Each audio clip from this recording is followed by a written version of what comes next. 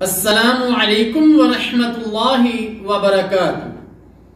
الحمدللہ وکفا والصلاة والسلام علی عبادہ الذین اصطفیٰ، اما بعد۔ محترم سامعین کرام، نماز کے احکام و مسائل کے سلسلہ میں آج جس موضوع پر گفتگو کرنا ہے وہ ہے نماز سفر کا بیان۔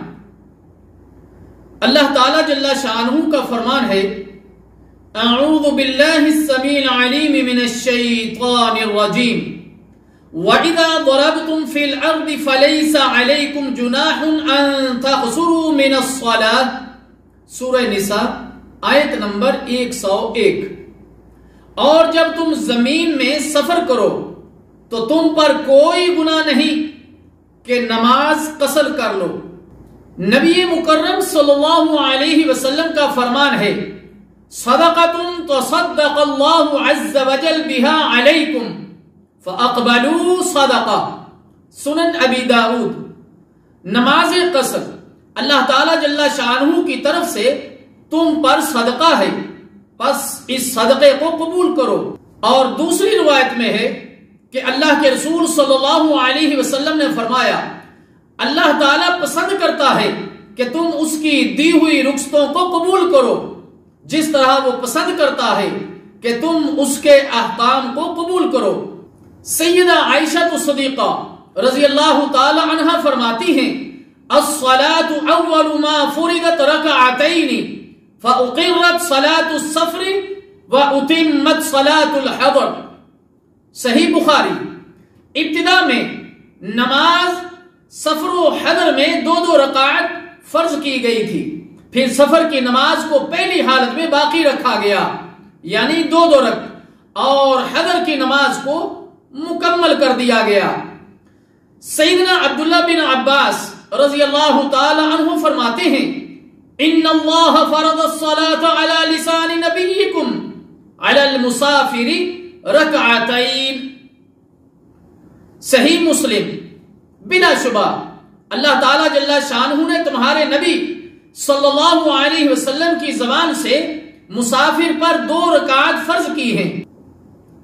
مزید فرمایا کہ میں ہمیشہ نبی مکرم صلی اللہ علیہ وسلم کے ساتھ رہا ہوں، آپ نے کبھی سفر میں نماز 2 رکعت سے زیادہ نہیں پڑھی، یہاں تک کہ اللہ تعالیٰ جل شانہ نے آپ کی روح کو قبض کر لیا۔ سفر میں قصر کرنا واجب نہیں بلکہ افضل ہے، کیونکہ سفر میں پوری نماز پڑھنا بھی نبی مکرم صلی اللہ علیہ وسلم سے صحیح سند کے ساتھ ثابت ہے۔ بی بی عائشہ صدیقہ رضی اللہ تعالی عنہ بیان کرتی ہیں، ان النبی صلی اللہ علیہ وسلم کان یقصر فی سفر ویتم، سنن ابی داؤد۔ رسول اللہ صلی اللہ علیہ وسلم سفر میں نماز قصر بھی کرتے تھے اور پوری بھی پڑھتے تھے، اور یہ حدیث صحیح ہے۔ اسی طرح بی بی سیدہ عائشہ صدیقہ رضی اللہ تعالی عنہ اور سیدنا عثمان غنی رضی اللہ تعالی عنہ سے سفر میں مکمل نماز پڑھنا بھی ثابت ہے، صحیح مسلم۔ یہاں پہ ہم ایک غلط فہمی کا ازالہ پیش کرنا چاہتے ہیں۔ بعض لوگوں کا خیال ہے کہ نماز قصر کے لیے سفر کے ساتھ خوف کا ہونا شرط ہے، یہ خیال صحیح نہیں ہے، بلکہ نماز قصر کا سبب محض صرف اور صرف سفر ہے۔ عبداللہ بن عباس رضی اللہ تعالی عنہ فرماتے ہیں، ان النبی صلی اللہ علیہ وسلم خرج من المدینہ الی المکہ لا يخاف الا اللہ رب العالمین فصلی رکعتین، سنن ترمذی۔ نبی مکرم صلی اللہ علیہ وسلم نے مدینہ سے مکہ مکرمہ کا سفر کیا، اور آپ صلی اللہ علیہ وسلم کو اللہ تعالی جل شانہ کے سوا کسی کا بھی ڈر نہ تھا، لیکن آپ نے نماز 2 رکعت یعنی قصر کر کے پڑھی۔ عمر رضی اللہ تعالی عنہ سے ایک شخص نے سوال کیا کہ کیا وجہ ہے کہ لوگ ہر سفر میں قصر کر رہے ہیں، حالانکہ قرآن مجید میں یہ حکم خوف کے ساتھ مقید ہے۔ تو عمر رضی اللہ تعالی عنہ نے فرمایا خود مجھے بھی اس سے تعجب ہوا اور میں نے نبی مکرم صلی اللہ علیہ وسلم سے اس کا ذکر کیا تو آپ صلی اللہ علیہ وسلم نے فرمایا یہ ایک صدقہ ہے جو اللہ تعالیٰ نے تم پر کیا ہے، لہٰذا تم اس صدقہ کو قبول کرو۔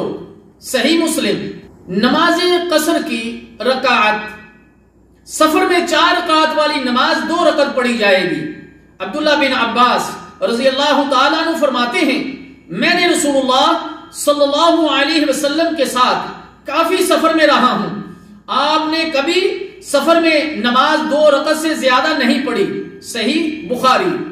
نماز مغرب سفر میں بھی مکمل یعنی 3 رکعت ہی ادا کی جائے گی۔